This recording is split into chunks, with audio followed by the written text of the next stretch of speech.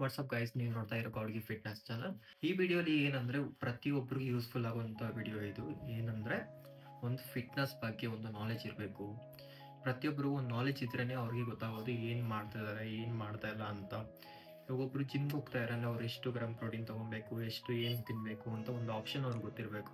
ಇಲ್ಲಾಂದ್ರೆ ಅವ್ರು ಏನು ಮಾಡ್ತಾರೆ, ಡಯಟ್ ಮಾಡಬೇಕಾ, ಇಷ್ಟೊಂದು ಕಷ್ಟ ಬೀಳ್ಬೇಕಾ, ತಿನ್ನಕ್ಕೆ ಆಪ್ಷನ್ ಇಲ್ದಿರೋ ಓದ್ಲಾಡ್ತಾ ಇರ್ತಾರೆ.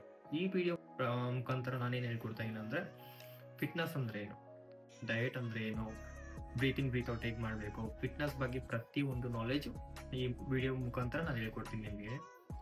ಸಿಂಪಲ್. ಇವಾಗ ಏನಂದ್ರೆ ಎಲ್ಲರೂ ಹೇಳ್ತಾರೆ ಜಿಮ್ಗೆ ಹೋಗಿ ಪ್ರೋಟೀನ್ ತಗೊಳ್ಳಿ, ಬಾಡಿ ಫಿಟ್ ಆಗಿಬಿಡುತ್ತೆ. That is a wrong thing. First of all ಅದೇ ರಾಂಗ್ ಥಿಂಗ್. ಜಿಮ್ಗೆ ಹೋಗಿ ಪ್ರೋಟೀನ್ ತೊಗೊಂಡಾಗಿದ್ರೆ ಎಲ್ಲರೂ ಇಷ್ಟೊತ್ತಿಗೆ ಫಿಟ್ ಆಗಿ 6 ಪ್ಯಾಕ್ ಮಾಡಿಬಿಟ್ಟಿರೋರು. ಕಾನ್ಸೆಪ್ಟ್ ಏನಂದ್ರೆ ಪ್ರೋಟೀನ್ ಅನ್ನೋದು ಡಯಟ್ ಒಳಗಡೆ ಇನ್ಕ್ಲೂಡ್ ಆಗುತ್ತೆ ಅಷ್ಟೇ. ಪ್ರೋಟೀನೇ ಫುಲ್ ಡಯಟ್ ಆಗಲ್ಲ. ಇವಾಗ ಡಯಟ್ ಅಂದ್ರೆ ಏನು ಗೊತ್ತಾ, ನಿಮಗೆ calorie, carbs, good fat, fibre, protein, ಈ 5 ಸೇರಿದ್ರೆ ನಿಮಗೆ ಪ್ರಾಪರ್ ನ್ಯೂಟ್ರಿಷನ್ ಆಗೋದು.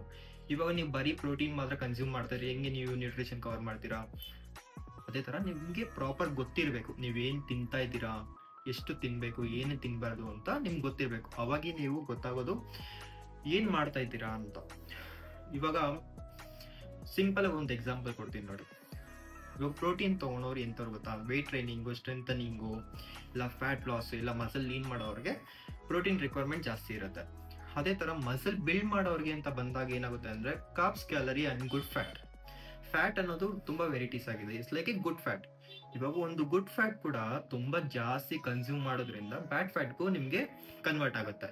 ನಿಮ್ಮ ಬಾಡಿಗೆ ಎಷ್ಟು ನ್ಯೂಟ್ರಿಷನ್ ಬೇಕೋ ಅಷ್ಟೇ ತಗೊಳ್ಳಿ. ಅತಿಯಾಗಿ ತಿನ್ನೋದ್ರಿಂದ ಕೂಡ ನಿಮಗೆ fat store and muscle store 2 ಥರ ಇರುತ್ತೆ.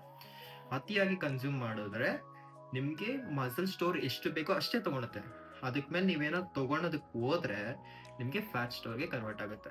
ನೀವೇನೋ ಮೀಲ್ ತೊಗೊತಾ ಇರೋಂದ್ರೆ ಅದನ್ನು ಒಂದು 5 to 6 ಮೀಲ್ ಆಗಿ ಕನ್ವರ್ಟ್ ಮಾಡ್ಕೊಳ್ಳಿ. ಆವಾಗ ನಿಮಗೆ ಫ್ಯಾಟ್ ಸ್ಟೋರ್ ಆಗೋದು ಕೂಡ ಕಮ್ಮಿ ಆಗುತ್ತೆ.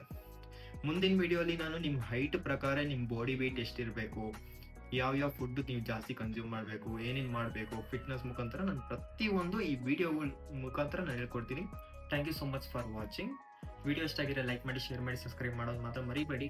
ಡಿಸ್ಕ್ರಿಪ್ಷನಲ್ಲಿ ಇನ್ಸ್ಟಾಗ್ರಾಮ್ ಪೇಜ್ ಲಿಂಕ್ ಇದೆ, ಫಾಲೋ ಮಾಡಿ. Thank you.